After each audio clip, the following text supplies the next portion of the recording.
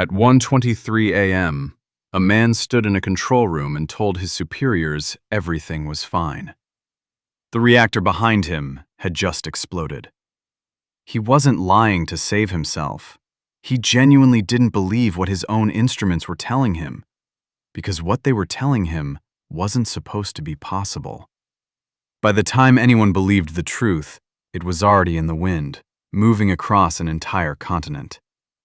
This is the story of the most expensive disaster in human history, and how it was caused, not by a single mistake, but by a system that had been quietly cutting corners for over a decade before anyone pushed a single button.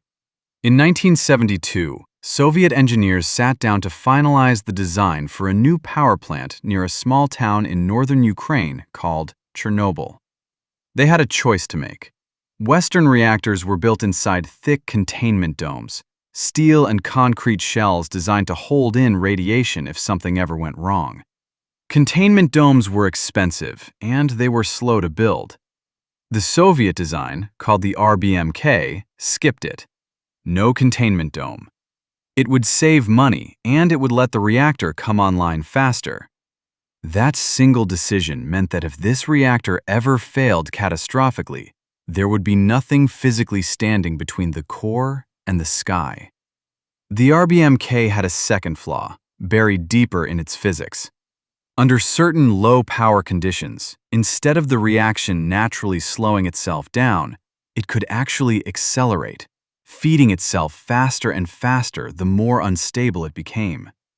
Engineers had a name for this property. They called it dangerous. They built the reactor anyway. For over a decade, the plant ran without incident.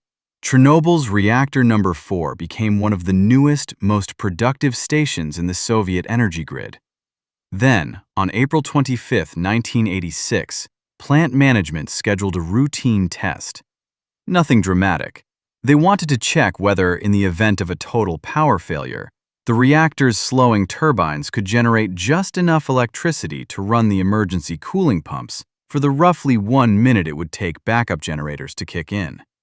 It was the kind of test that had already been attempted here before, and failed. Twice.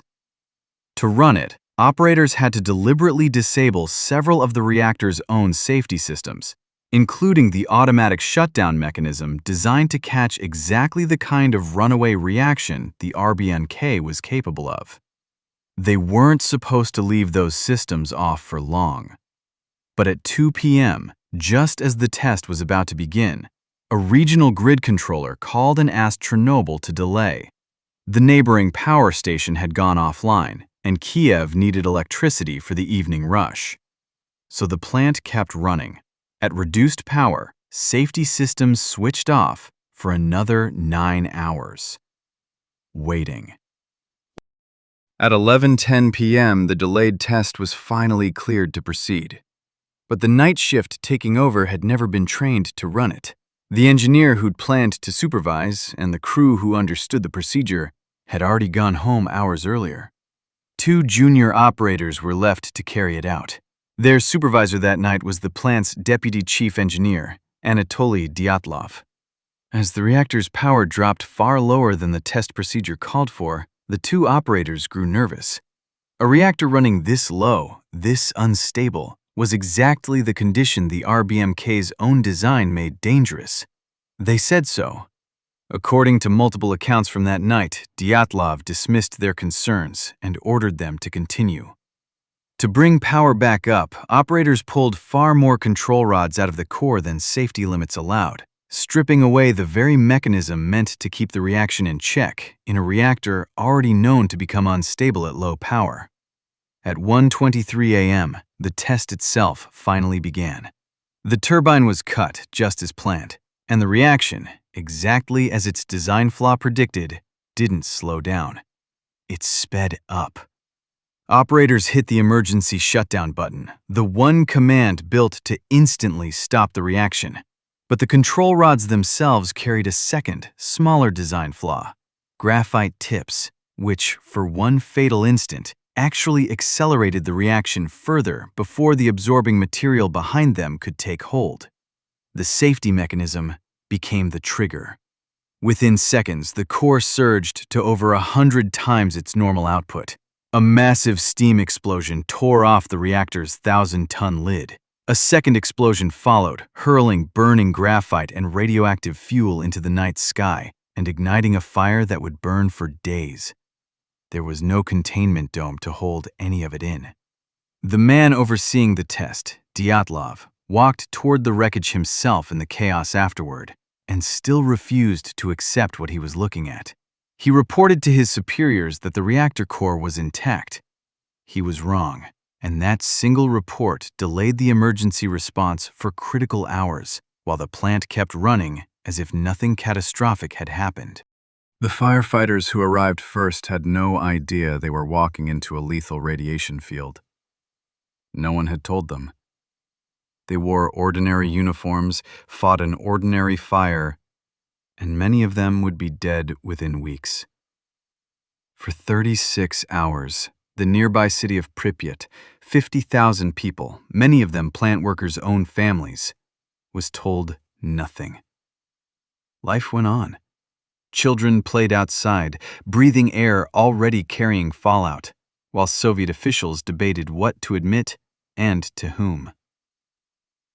The evacuation didn't come until residents were told to pack only what they could carry for a trip lasting, they were promised, just a few days. Almost none of them would ever move back. The Soviet government's instinct in the first 48 hours wasn't containment. It was silence.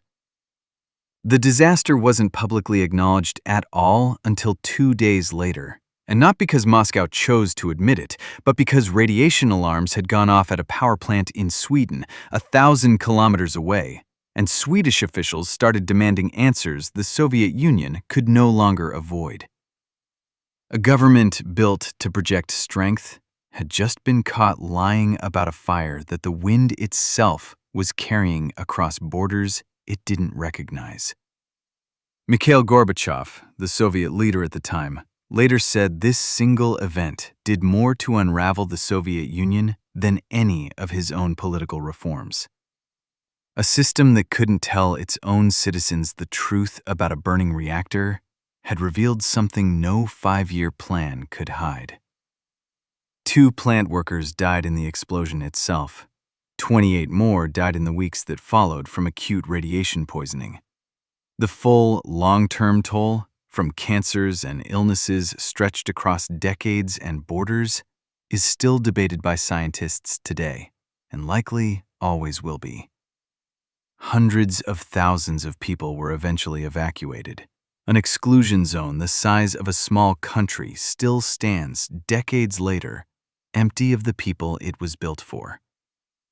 None of this happened because one man pushed one wrong button. It happened because a reactor was built without a containment dome to save money. Because a known design flaw sat quietly in the blueprints for over a decade. Because a test got delayed 9 hours for a grid controller's convenience. Because 2 exhausted engineers were overruled when they said something felt wrong. And because, even as the wreckage burned in front of him, one man's first instinct was to insist that everything was fine. Every single one of those decisions was defensible in isolation. Together, they built a catastrophe.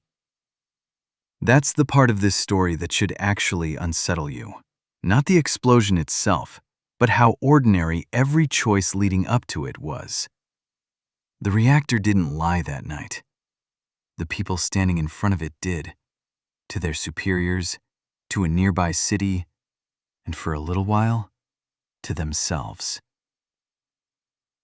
The night the reactor lied.